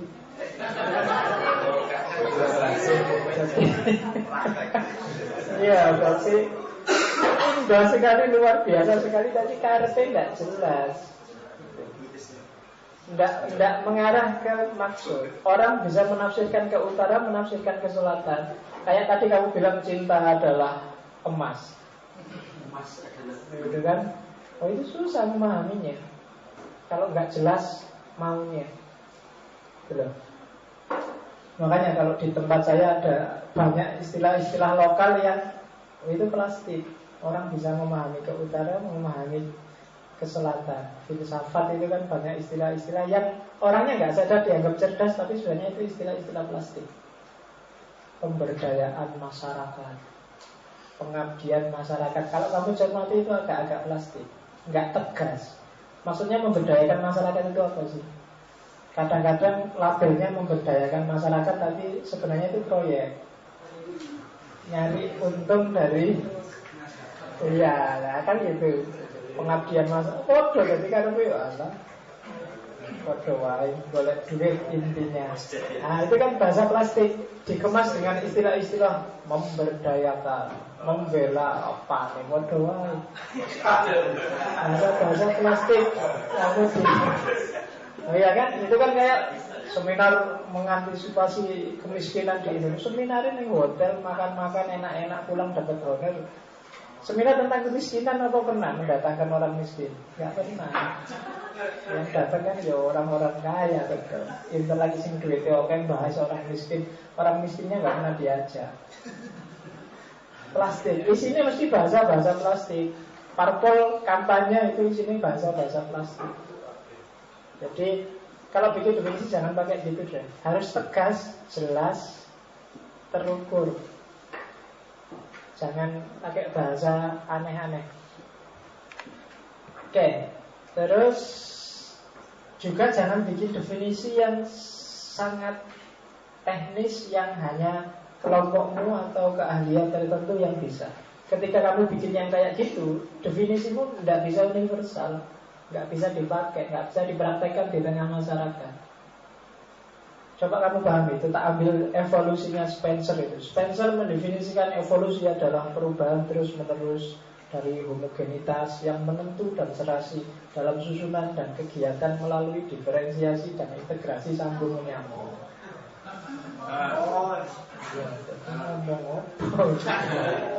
Bandingkan definisinya sama Darwin yang lebih gampang dipahami. Struggle for the fittest. Jadi yang tidak ngantuk yang dapat ilmu lebih banyak. Itu struggle for the fittest. Jadi kamu ngaji kayak gini malam-malam kan perjuangan melawan ngantuk juga. Nah itu definisinya Darwin lebih simpel tentang evolusi. Tapi kalau Spencer ini bulat. Ini definisi yang hanya ahli, yang bahkan ahli pun ya rada bingung dengan ya kan? Makanya hati-hati. Kayak minggu lalu ketika saya bilang bahwa istilah yang gaya tidak berarti ilmiah. Banyak istilah-istilah gaya yang tidak ilmiah sama sekali. Ilmu itu ada ilmu hitam dan ada ilmu putih. Nah itu kan kayak ilmiah. Tapi kalau kamu kejar kira-kira definisi dan karakter ilmu hitam apa, definisi dan karakter ilmu putih apa, gimana kalau ilmunya hitam tapi dipakai untuk yang baik-baik apa terus jadi putih, kalau ilmu putih dipakai yang jelek, itu bingung. Karena pertanggungjawaban ilmiahnya susah. Spesifik hanya untuk ahlinya yang ngerti. Itu sudah nggak bisa dijelaskan sudah. Oke, jadi justru ketika hanya orang tertentu saja dan orang lain tidak bisa dan tidak boleh paham tentang itu ciri-ciri nggak bisa didefinisikan. Kalau dalam dunia ilmu justru yang kayak gitu yang namanya tidak ilmiah. Jadi kalau kamu bahas sesuatu kok yang kamu ajak diskusi, alah kamu ngerti apa, kamu anak kecil, kamu mahasiswa, kamu belum, nah itu berarti justru yang diomongkan biasanya tidak ilmiah. Kamu dulu wayai, kayak gitu biasanya tidak ilmiah. Ketika itu ilmiah, ya disampaikan kapanpun dan dimanapun orang bisa menangkap. Itu yang keempat. Yang kelima itu mau podo.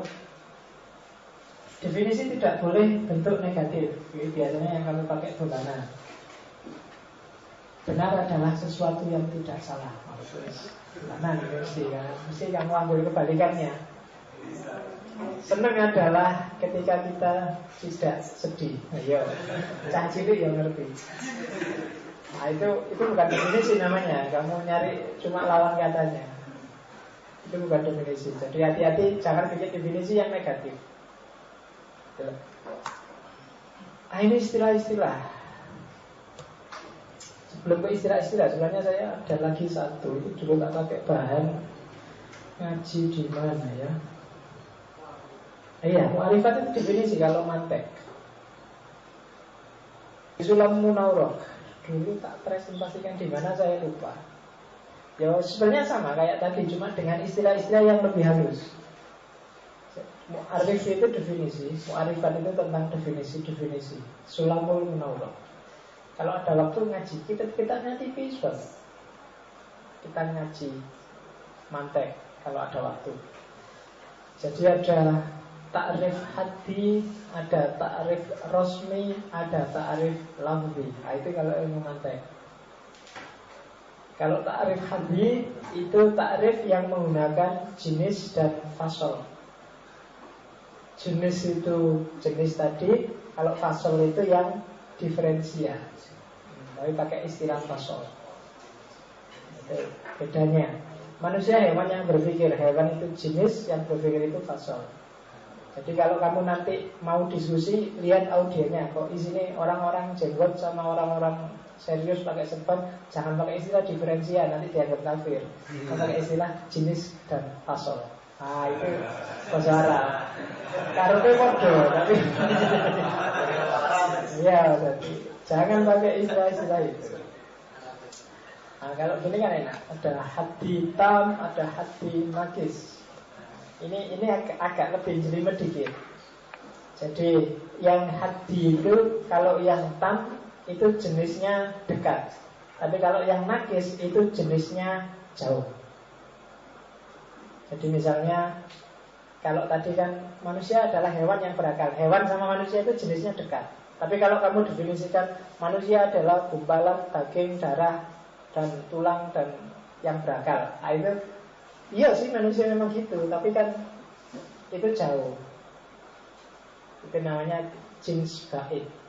Atau kamu mendefinisikan tanpa jenis, langsung fasolnya. Itu manusia adalah yang berakal. Nah, itu namanya ta'rif haddi tapi yang nakis. Itu kalau di mantek. Kalau rosmi jenis bukan sama diferensial tapi sama khososo. Khososo itu sifat yang spesifik. Misalnya manusia adalah hewan yang bisa tertawa. Tertawa itu kan di antara semua binatang hanya manusia yang tertawa. Kecuali ada ayam tertawa, tapi itu kan bukan tertawa sebenarnya.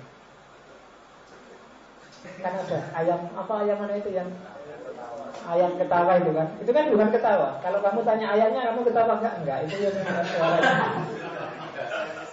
Iya, itu kan bukan ketawa. Kok enggak ada yang lucu kok dia tiba-tiba ngagak-ngagak itu kan? Bukan ketawa berarti kan? Yang bisa kayak gitu manusia. Maka itu khososohnya manusia, sifat spesifiknya manusia. Nah, itu berarti namanya rosmi. Ya sesuai yang kamu mungkin beragama. Enggak ada hewan yang beragama, maka manusia adalah hewan yang beragama. Nah, itu namanya ta'rif rosmi, spesifikan yang manusianya. Manusia adalah hewan yang apa? Banyaklah yang beda sama, membedakan dengan hewan yang lain kan banyak. Itu rosmi. Rosmi juga ada yang tam, ada yang nakis. Sama kayak yang haddi tadi. Yang pakai jenis yang dekat namanya tam, pakai jenis yang jauh namanya nakis. Kalau lafzi itu yang pakai kata-kata yang sama. Insan adalah manusia, terigu adalah gandum, dan seterusnya. Nah ini yang agak khas dari mantek. Ada 7 ciri. Ciri yang pertama, makna itu harus jami' dan manik. Jami' itu semua satuan yang kamu definisikan harus masuk. Kalau manik, semua yang tidak termasuk harus tertolak. Misalnya jami' itu kamu mendefinisikan rokok adalah tembakau yang dilinting dengan kulit jagung. Itu make sense, masuk akal, tapi dia tidak jami'. Tidak semua jenis rokok masuk. Rokok yang nggak pakai kulit jagung, yang pakai kertas sama pakai cengkeh nggak masuk. Itu berarti nggak jamek. Ustadz adalah yang ngajar di pesantren pakai kopiah dan punya jenggot. Benar definisi itu. Tapi tidak masuk. Ustadz yang ngajar ngaji filsafat tidak masuk ustadz berarti.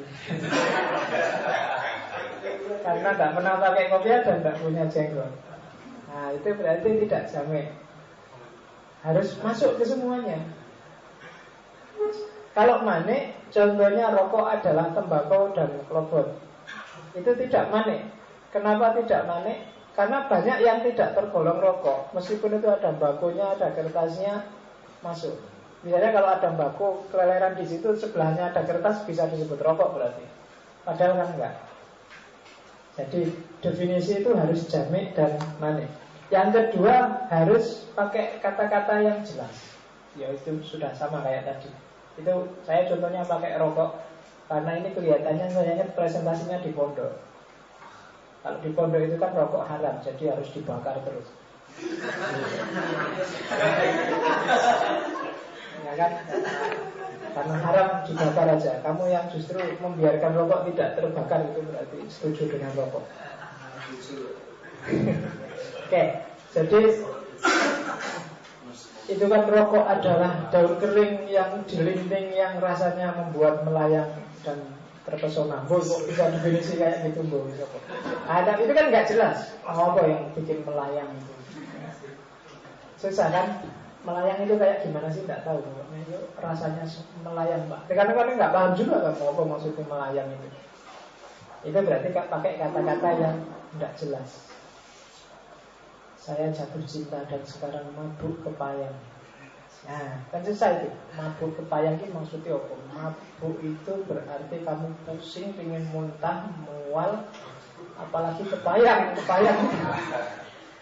Kalau gitu jangan jatuh cinta, kamu berarti ingin muntah kan tiap hari ketemu pacarmu karena kamu mabuk. Nah itu berarti kenapa? Karena pakai kata-kata yang tidak jelas. Rinduku sedalam lautan. Susah lagi itu kan, mendefinisikan kayak gimana rindu yang sedalam lautan itu. Terus harus sesuai dengan yang ditakrifi ya kayak tadi. Jangan selenco kayak orang Jawa. Selenco itu yang didefinisikan apa? Definisinya apa?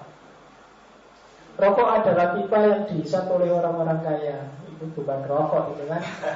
Itu cerutu mungkin maksudnya, bukan rokoknya, salah. Selenco namanya. Kalau ada definisi kok selenco berarti ya hati-hati, keliru. Orang kamu ngomong apa, kamu ngomong apa. Orang ke utara, kamu ke selatan. Yang lain ketawa, kamu diam. Yang lain diam, kamu ketawa.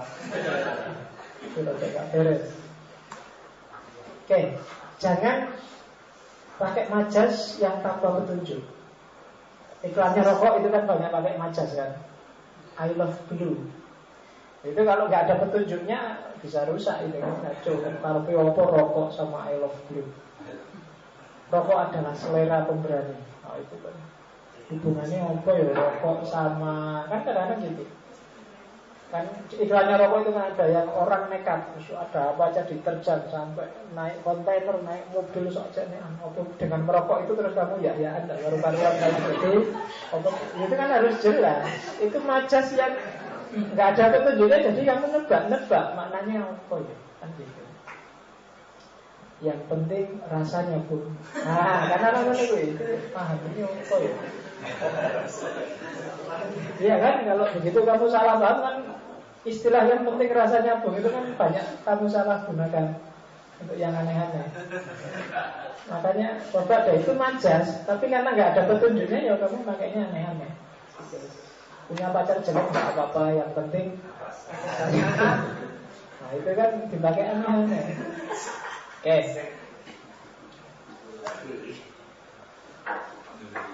Kenapa saya ada pertanyaan unik itu? Kenapa sih orang itu kalau sudah kawin 2 biasanya pingin 3, 4, 5 dan seterusnya. Tapi yang kawin 1 malah cenderung setia. Itu saya baca di anekdot itu lucu. Karena begitu orang kawin 2 dia baru sadar ternyata rasanya nggak sama. Jadi terus dia ingin menjelajah yang lain. Sementara yang punya satu, kamu dibohongi, alah 2, 3, 4 sama aja rasanya. Jadi kamu terus jadi dia. Makanya coba dicek elit-elitnya PKS itu jarang kan, cuma 2, mesti 3, 4 dan seterusnya. Yang subur sampai 9. Jadi karena begitu 2, kamu tahu ternyata orang-orang itu bohong. Gak sama ternyata. Tapi kamu yang dapatnya cuma 1, dibohongi kan kamu, jangan banyak-banyak, 1 aja cukup, sama saja. Nah, terus kamu manut, jadi nggak ngerti. Tapi yang sudah 2 baru sadar, oh iya ternyata beda. Malah kurang ngerti ya. Sudah dibilangin gak cuma baca. Oke, ya saya ngerti kamu ini nyoba. Oke, jangan menggunakan kalimat yang mustarok. Mustarok itu mendua makna. Arloji adalah pukul. Ya pukul itu jam 7, pukul 7. Terus arloji adalah jam yang dipakai di tangan. Terus sama aja kan Pak, saya pakai aja arloji adalah pukul yang dipakai di tangan. Nah itu kan mustarok. Kalau ditelusuri ya benar-benar aja maknanya. Tapi ya bisa bikin orang salah paham. Maka jangan pakai istilah itu deh, yang bikin orang salah paham. Pakai istilah lain yang disepakati banyak orang. Karena memang banyak istilah-istilah yang mendua arti. Saya kalau di Jawa Timur jarang orang pakai istilah pacaran. Karena begitu pakai istilah pacaran itu mustarok. Karena kalau pakai merah-merah di buku itu kalau di Jawa Timur juga disebut pacar. Jadi orang Jawa Timur nggak nyebut pacaran, biasanya nyebutnya gendaan. Iya, berarti gendaan itu ya istilah yang luar biasa. Perlu kamu telusuri secara etimologis itu. Tapi itu untuk menyebut pacaran. Daripada kamu pakai pacar, kamu punya cowok kok pacaran, nggak boleh. Karena pacar itu hanya untuk cewek kan gitu kalau di Jawa Timur. Kenapa? Istilahnya mustarok. Pakai aja gendaan. Jadi kalau gendaan kuning dia itu bisa. Pokoknya kalau malam minggu di kos-kosan atau di rumah itu kan mesti temannya alah kira duwe gendaan mesti yang. Saya dulu gitu waktu mahasiswa, malam minggu di kos-kosan dewe tidak apa-apa. Kalau malam minggu di kos sendirian itu tidak apa-apa. Yang gawat itu malam pertama sendirian. Nah, itu kan kalau malam pertama kok sendirian itu berarti masalah. Tapi kalau malam minggu sendirian tidak apa-apa. Oke, tidak mengulang kata itu ya kayak tadi, orang gila adalah orang yang gila. Oke. Sebelum ke istilah ada pertanyaan-pertanyaan. Jangan malam-malam ya, kasihan ibu-ibu nanti nggak berani pulang. Oh, iya. Atau nggak pulang, mau nonton sepak bola bareng-bareng kok di sini. Brasil melawan Uruguay. Ya. Oke, ada pertanyaan sebelum saya ke.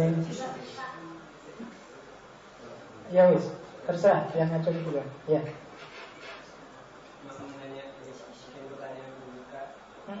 Dari definisi itu, soalnya banyak hal tadi jadi buat saya tanpa didefinisikan itu sudah dipahami. Kalau nggak kamu definisikan sudah kamu pahami, maka definisi adalah untuk memahami yang belum kamu pahami. Iya kan? Itu secara kalau bahasa hermeneutiknya secara sentrifugal. Tapi secara sentrifugal definisi adalah bukti bahwa kamu sudah memahami sesuatu. Itu definisi juga. Meskipun secara ostentif, hanya secara nunjuk. Misalnya apa wis? Secara nunjuk kayak tadi. Meskipun secara gini. Gimana sih kuliah itu? Itu kan mendefinisikan juga kan secara ostentif. Nah, berarti apa? Berarti kamu sudah paham meskipun hanya di level secara simbolis ostentif menunjuk sesuatu. Jadi definisi adalah gunanya definisi bisa biar kamu paham sesuatu, atau untuk menunjukkan bahwa kamu sudah paham tentang sesuatu. Itu definisi. Maka biasanya kajian apapun, judul apapun di buku-buku tentang sesuatu pasti diawali dari definisi. Secara lugawi, secara istilahi, secara etimologi, secara terminologi, pasti begitu. Karena begitu kamu kenal objeknya, kamu paham. Yang paling sederhana biasanya kalau kamu nggak paham kan orang nyuruh kamu bukalah kamus. Itu sama dengan cari definisi. Kamus itu kan biasanya sederhana, definisi secara lafzi kayak tadi. Definisi mencari sinonimnya. Sapi adalah lembu. Apalagi banyak, itu yang buka kamus. Jadi biar kamu paham sesuatu, atau untuk menunjukkan sebagai bukti bahwa kamu paham sesuatu, atau kadang-kadang malah dengan definisi kamu semakin dalam pemahamanmu terhadap sesuatu. Itu gunanya.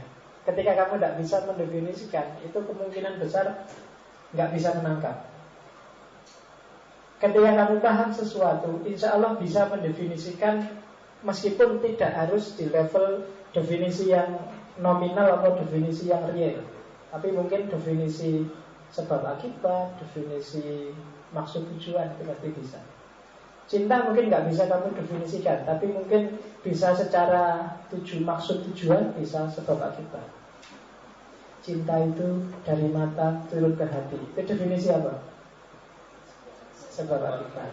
Jadi dari mata turun ke hati. Berhenti aja di hati, jangan turun dulu sebelum menikah. Ya, jadi dari mata turun ke hati, hentikan dulu sementara sebelum nikah. Kalau sudah nikah boleh turun lagi. Ya. Oke, itu definisi sebab akibat. Jadi banyak hal yang tadi tidak bisa didefinisikan ya. Maksudnya tidak bisa didefinisikan secara real atau secara hakiki atau secara nominal, tapi bisalah didefinisikan paling tidak sebab akibat atau maksud tujuan. Kecuali yang sangat spesifik kayak yang atau, itu susah definisikan. Atau itu ya bisa sebenarnya kamu definisikan, cuma definisinya tidak merujuk katanya tapi merujuk maksudnya. Misalnya atau adalah kata yang dipakai untuk memilah satu di antara dua pilihan. Itu bisa. Ini kan maksud tujuan, bukan artinya atau, tapi maksudnya kata atau. Yang itu adalah kata yang dipakai untuk menyambung karakter misalnya. Rumah yang besar, rambut yang gondrong. Nah itu bisa. Itu definisi maksud dan tujuan. Jadi kamu bisa bikin definisi dengan model apapun, karena yang tujuannya bikin kamu paham. Meskipun kamu tidak ngerti hakikatnya cinta, tapi kamu paham maksud tujuannya atau sebab akibatnya cinta. Itu jenis definisi juga. Ada lagi?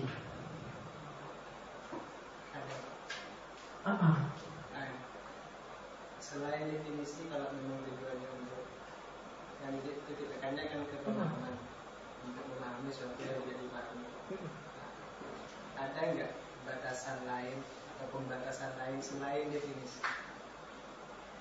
Selain daripada definisi. Kalau dalam logika ada bab khusus namanya klasifikasi. Klasifikasi itu biasanya mengelompok-ngelompokkan. Nanti ada. Cuma itu sebenarnya bagian juga dari definisi. Mencari jenis itu kan klasifikasi. Ini jenisnya manusia, ini jenisnya hewan-hewan, ini jenisnya tumbuhan-tumbuhan. Ini digolongkan hewan karena punya karakter hewan. Ada secara fisik, ada apa? Ada tubuhnya, ada dagingnya, ada darahnya, bisa bernafas, bisa. Meskipun kalau hewan hidungnya besar, manusia hidungnya kecil misalnya. Itu diferensianya. Tapi itu jenis, namanya bab klasifikasi. Apa ada? Terus tadi di awal saya bilang bahwa definisi itu harus kamu pijak pertama sebelum masuk ke makna. Pemahaman itu tidak semata-mata definisi, tapi nanti ada level kedua yang harus dimasuki pemahaman, yaitu makna. Nah, makna itu kita belum bisa ngomong sekarang. Makna nanti kita masuk ke hermeneutik setelah lebaran, ya kan? Kenapa harus masuk ke makna? Karena manusia tidak bisa berhenti di definisi. Orang selalu ngasih makna. Saya tidak bisa berhenti bahwa teh ini adalah air yang dikasih teh, dikasih gula. Saya bisa ngasih makna. Terlalu manis. Makna dariku. Padahal mungkin kalau kamu minum, enggak pak, biasa aja, enggak terlalu manis. Itu makna. Tapi secara definitif ini sebenarnya ya hanya air yang dikasih gula, yang dikasih teh. Itu definisi. Tapi kalau itu berhubungan dengan manusia, dia tidak akan berhenti cuma di definisi. Dia pasti masuk ke dalam. Cakep itu adalah kayak tadi, kalau rambutnya panjang, kalau kulitnya putih, kalau apa lagi? Nah itu kan definisi. Tapi kan itu menurut siapa? Kan itu tulisan kan. Jangan-jangan ada orang yang seleranya beda. Ya kan? Saya dulu pernah baca novel, saya lupa, novel bahasa Inggris, tapi tentang Afrika. Dan bagi orang Afrika itu cakep itu adalah perempuan. Kalau kamu kan nyari yang kulitnya putih, kalau di Afrika harus yang kulitnya hitam. Dan tidak sekedar hitam, tapi harus hitam dan berkilat. Jadi hitam yang kalau kena matahari kelihatan berkilau itu. Nah itu dia senang. Terus tidak suka bibir tipis kayak bibirnya orang barat, apalagi tipis warnanya merah. Dia malah jijik. Dia lebih suka bibir yang tebal dan warnanya hitam. Iya. Rambut yang kamu agung-agungkan yang panjang lurus itu dia malah tidak suka. Dianggapnya kayak rambutnya kuda. Iya. Untuk membedakan manusia dengan kuda, jangan suka rambut lurus dan panjang. Katanya orang Afrika. Jadi dia lebih suka rambut yang kriwil-kriwil kecil, kayak orang Afrika itu. Justru itu di hewan mana pun nggak ada kembarannya ya, kayak gitu. Tapi kalau kamu suka yang rambut lurus, jadi orang Afrika, orang India beda lagi seleranya. Cantik itu bagi mereka. Kalau kamu kan suka menghindari yang nyari yang langsing. Kalau di sana enggak, justru suka yang agak gemuk, yang agak subur. Selera itu kan sudah manusiawi. Padahal kamu lebih enak sama orang gemuk. Kalau sama orang kurus nggak enak. Kalau kamu nikah sama orang gemuk, yang pertama dapat istri, yang kedua bonus prepaid. Oke. Kalau di India itu gemuk itu dianggap simbolnya kesuburan. Jadi wanita yang subur yang makanya simbolnya gemuk. Kalau orang kerempeng itu ya susah, kasihan dia. Oke, cuma ya apa-apa kan ada manfaatnya. Yang gemuk kayak tadi, kalau yang kurus tinggi kan enak. Kalau ada lampu mati kamu nggak perlu tetangga, dia langsung bisa ya, gitu ya. Yang hidungnya hidungnya mancung cakep, tapi yang kalau pesek kayak saya ya bagus juga, mirip, umurnya panjang karena nafasnya dikit-dikit gitu. Kamu yang hidungnya besar panjang kan terus cepat mati kamu, nafasmu habis keluar. Oke, jadi itu ya, nanti kita ketemu di hermeneutik setelah lebaran. Hermeneutik lebih menantang karena kalau ini logika itu pasti sifatnya matematis. Tapi kamu harus melewati logika dulu. Kalau kamu jujur di hermeneutik, kamu akan jatuh pada nihilis nanti. Harus ada sisi-sisi yang pasti, yang kamu yakini pasti benar dan objektif. Karena sebelum masuk ke yang subjektif, untuk menata pikiranmu. Kalau nggak gitu, pikiranmu nanti jelimet. Kalau kamu cuma berhenti di logika, nanti kamu kaku cara berpikirnya. Tapi kalau kamu langsung jujur ke hermeneutika, pikiranmu terlalu lentur, terlalu goyang, jadi kamu susah cari pijakan, hidup juga susah. Maka kombinasikan itu. Ada sisi-sisi logis yang pasti, coba dipegangnya. Ada sisi-sisi lentur yang sesuai konsep. Banyak hal yang kamu harus merasa bahwa itu pasti, tidak boleh tergantung persepsi orang. Tapi banyak hal juga yang tidak pasti sih, tergantung persepsi orang. Tembok ini warnanya hijau, kamu harus yakin dan pasti. Tidak boleh ngeyel, Enggak Pak, itu tergantung orang lihatnya dari sudut pandang mana. Enggak, tetap yakini aja ini hijau kalau kamu masih waras. Ya, kan ada kan yang enggak ngerti logika, tiba-tiba hermeneutika semuanya dianggap total perspektif, total relatif. Ya enggak juga. Ini whiteboard warnanya putih, namanya aja white. Kamu kan enggak bisa ngeliat, enggak Pak. Ya coba white. Kalau kamu enggak makan 40 hari, insya Allah tewas. Kamu jangan bilang tidak mesti Pak. Kalau tidak, yang mesti tewas itu yang harus kamu pegangi itu. Kalau kamu loncat dari lantai 30 pasti tewas. Yakini itu. Bahwa tiba-tiba ada keajaiban tidak tewas, iya. Tapi kamu kan jangan jajal loncat dari lantai 30. Itu logika namanya. Kamu harus memegangi logika. Meskipun dalam hal tertentu pahamilah makna.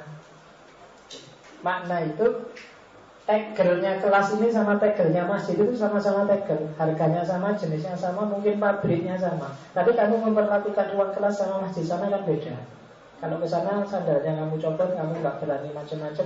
Kalau di sini kan kamu berani sandalnya dipakai. Kenapa bisa begitu? Ada problem makna. Dan itu kita besok masuk ke hermeneutik. Oke, terakhir. Nggak ada pertanyaan kan? Masih dikit. Ada lagi ya? Dikit aja Pak. Tadi Bapak nyinggung masalah tahapan ya. Untuk mengetahui sesuatu maka harus definisi dulu, baru beranjak ke makna, identifikasi. Nah, saya agak sedikit berbeda, mungkin cuma minta tanggapannya Bapak. Lebih fair mana mendahulukan definisi, kemudian identifikasi, atau makna dulu baru ke definisi? Karena kalau mungkin bagi saya lah ya, perspektif saya itu fenomena-fenomena seperti saat ini yang baru saja reaksi itu karena kita terlalu kaku di definisi, dan itu pun kita hanya pakem definisi nominal. Kita tidak pernah ke hakikatnya sebenarnya. Kita hanya memperlakukan orang lain dari subjektif kita. Kita nggak pernah berusaha menetapkan diri kita seperti mereka. Nah itu kayaknya kemaknanya kurang pakemnya definitif, kemudian mereka bertindak. Jadi justru ketika kamu bilang biar orang tidak subjektif, dia harus ngerti objeknya. Biar orang tidak sembarangan terhadap, biar orang tidak sakkarepe dhewe. Sakkarepe dhewe itu kan pemaknaan individual pribadi yang objektif. Kamu harus yang subjektif. Kamu harus objektif. Cari maknanya dulu. Si A itu janjinya apa sih? Pikirannya kayak gimana sih? Bedanya apa sih sama Sunni? Terus beda itu esensial usuliyah apa furu'iyah sih? Harus gitu dulu. Oh itu objektif. Ya kan?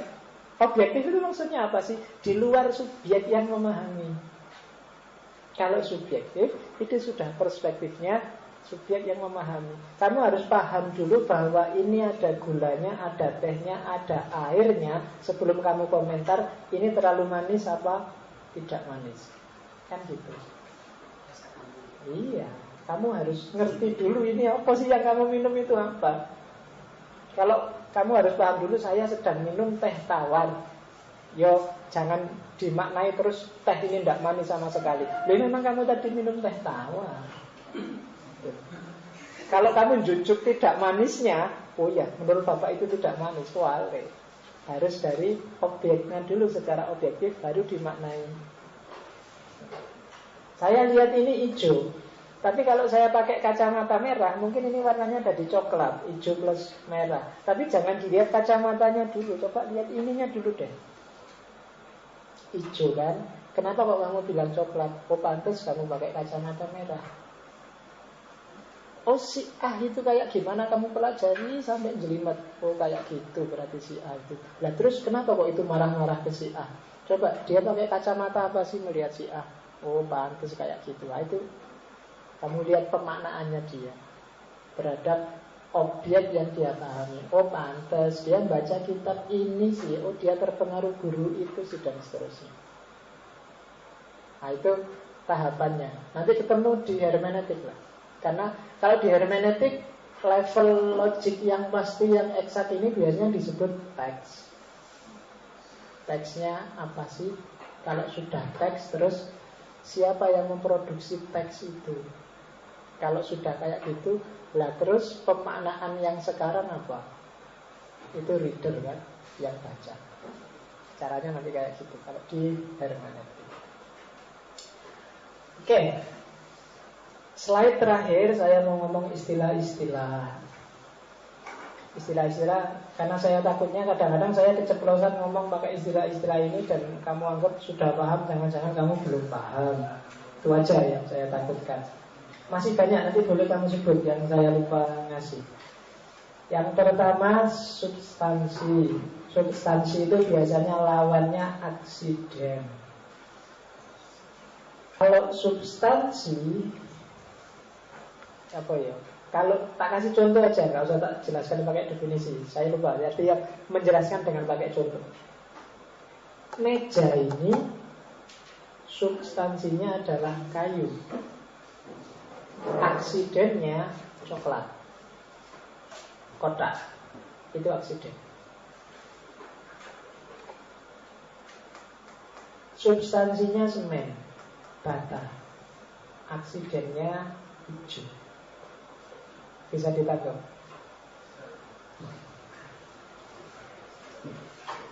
Ya. Aksiden itu bahasa Inggris accident. Kalau substansi nggak bisa substansi itu kalau substansi hilang ya barangnya hilang. Tapi kalau aksiden bisa ganti-ganti. Kalau ini nggak ada kayunya nggak akan ada meja. Tapi kalau nggak ada coklatnya dia bisa ganti kuning, bisa biru, tetap jadi meja. Itu substansi. Nah, bayangkan nanti kamu renungkan di rumah contoh meja itu, biar bisa mendefinisikan sendiri. Saya pakai contoh esensi sama eksistensi. Meja ini eksistensinya ya seperti ini. Eksistensi itu perwujudannya, itu eksistensi. Esensinya tempat menaruh barang. Itu esensi.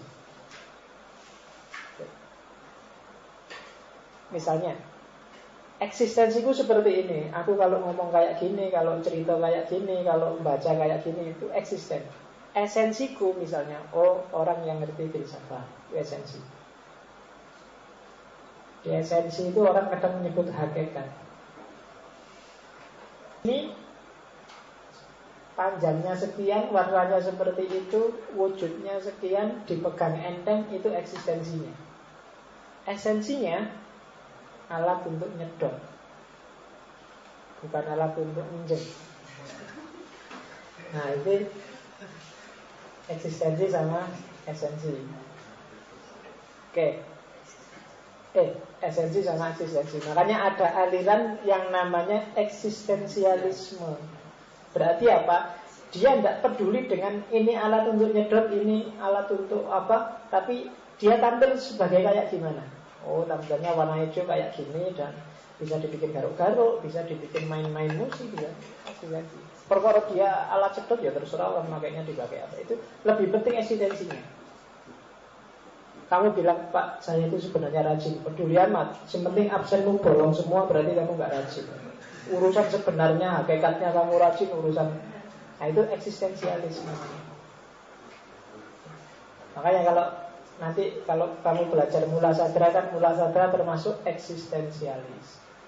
Jadi tidak ada hakikat bawaan. Esensimu itu dibentuk oleh eksistensimu. Kalau kamu tiap hari bohong, maka esensimu adalah seorang pembohong. Tidak ada dosa bawaan, tidak ada watak bawaan. Watakmu itu ya tergantung eksistensimu. Kalau kamu tiap hari datang kuliah, maka esensimu adalah orang yang rajin. Tapi kalau ganti kamu besok malas kuliah, kamu jadilah orang yang tidak rajin. Jadi esensi bisa ganti, tergantung eksistensi. Tapi nanti ada aliran yang namanya idealisme. Esensi menentukan eksistensi. Kayak gimana isimu, itu menentukan tampilanmu.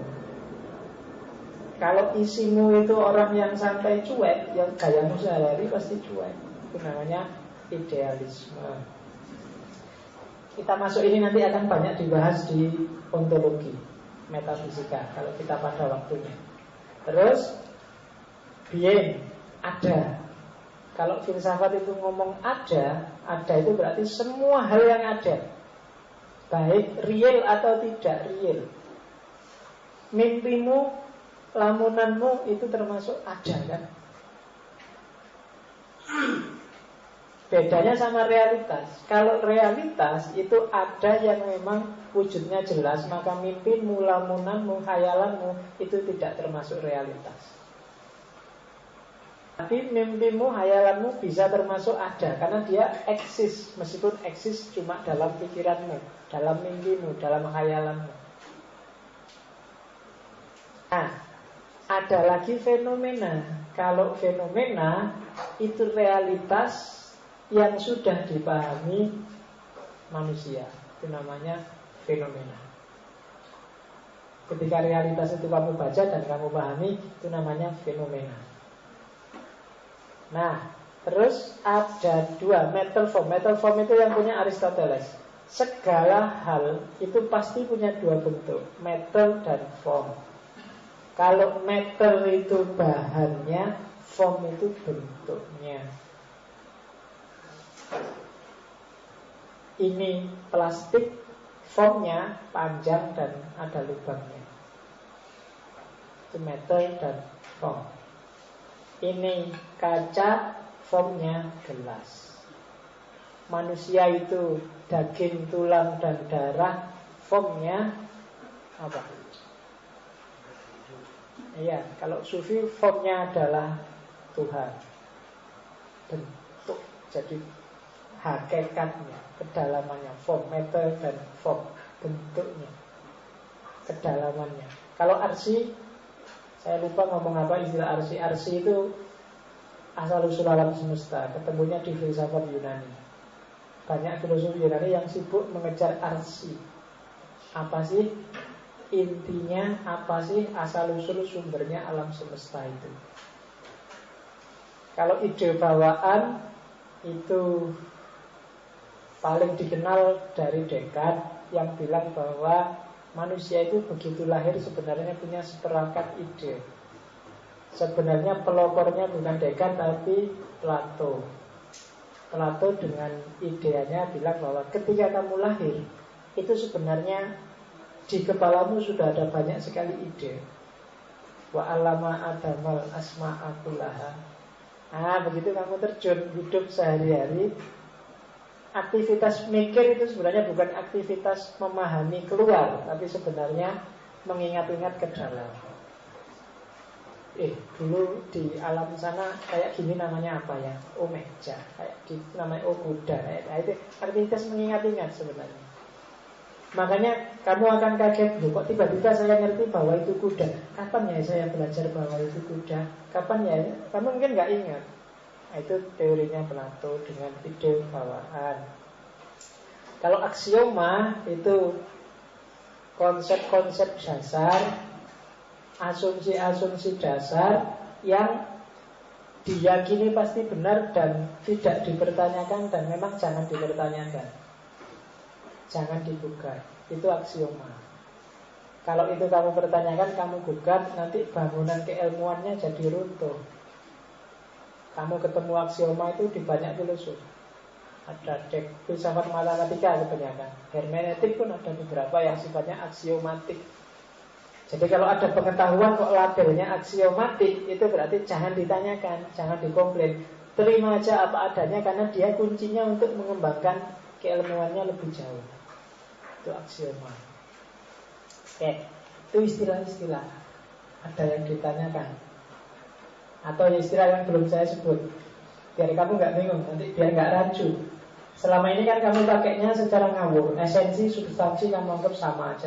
Esensi ya substansi ya hakikat ya eksistensi ya. Itu makanya agak pelan-pelan, agak hati-hati, karena memang definisinya beda-beda.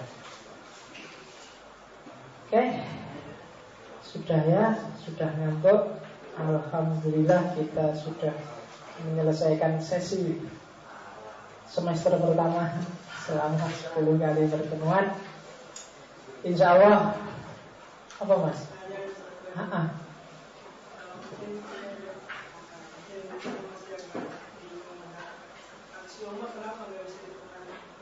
aksioma itu di samping kamu susah sekali menggugatnya, juga dia jadi pijakan untuk semua bangunan keilmuan selanjutnya. Misalnya aksiomatik itu, secara aksiomatik kamu pasti setuju bahwa setengah itu lebih kecil daripada satu. 1 tambah 1 sama dengan 2. Udah, yang kayak gini kamu, ya bisa aja kamu gugat. Enggak Pak, itu kalau 1 cowok tambah 1 cewek hasilnya enggak 2 Pak. Nah, itu bisa, yang bisa. Tapi ini basis aksiomatik. Dia jadi fondasi banyak sekali keilmuan yang lain yang butuh ini. Kalau ini enggak kamu percaya, ya kamu enggak bisa mikir untuk selanjutnya. Nah, itu contohnya. Kalau kamu enggak percaya bahwa setengah itu lebih kecil daripada 1, kamu nggak bisa mikir bahwa misalnya Mas mau es teh setengah gelas atau 1 gelas. Kalau 1 gelas 1.500, kalau setengah gelas 1.000. Loh, kok bisa? Kan setengah lebih kecil dari 1. Saya nggak setuju dengan itu. Menurut saya, itu nggak bisa. Aksiomatik, jadi kamu bolehnya ya. Jadi, atau kamu jualan terus 1 tambah 1 bukan 2 tapi 3. Analoginya manusia. Maka kamu jualan tempe 1, tahu 1, berarti 3 Mas. 2 Mas, 3. Karena saya 1 tambah 1 nggak setuju 2, saya setujunya 3. Raisa. Karena itu aksiomatik. Itu contoh simpelnya. Tapi banyak contoh-contoh yang lain yang ini memang susah dibantah. Maka oleh filosof, oleh Descartes dan kawan-kawan ada yang disebut pengetahuan aksiomatik. Itu aja. Perspektif sama sudut pandang. Sama. Perspektif itu ya sudut pandang. Kalau asumsi? Asumsi itu kayak aksioma, tapi asumsi itu tidak sepasti aksioma. Kalau aksioma itu sifatnya bisa universal, tapi asumsi itu biasanya lokal. Kita asumsikan aja bahwa pengajian filsafat ini bermanfaat. Meskipun kamu nggak tahu jauh apa, kita asumsikan aja bermanfaat, dan mari kita lanjutkan ngaji filsafat kita. Itu asumsi. Jangan dibantah juga yang asumsi ini, karena begitu kamu bantah ya bubar. Ya kan, kenapa sih kamu mau melanjutkan ngaji filsafat ini? Karena kamu mengasumsikan bahwa ngaji filsafat itu penting buatmu. Meskipun kalau ditutup tenanan mungkin yalah cuma pentingnya sekian persen itu sebenarnya. Tapi karena sudah kamu asumsikan seperti itu. Ilmu sosiologi misalnya, dia mengasumsikan bahwa manusia itu butuh orang lain dalam hidupnya. Itu kan asumsi. Kalau asumsi ini kamu bantah, ilmu sosiologinya bubar. Kalau kamu bilang enggak, apa orang itu sendiri juga bisa, enggak butuh orang lain, bubar. Relasi-relasi sosial sosiologi bubar. Maka yang manusia butuh yang lain ini disebut diasumsikan, dianggap fondasinya dan dianggap pasti benar dalam sosiologi. Itu asumsi. Oke ya. Nah, ya. Oke, saya kira itu. Mohon maaf kalau selama 10 pertemuan ada kebingungan, ketidakjelasan. Kita perjelas nanti setelah lebaran. Insya Allah kita ketemu lagi. Wallahul muwaffiq. Wassalamualaikum warahmatullahi wabarakatuh.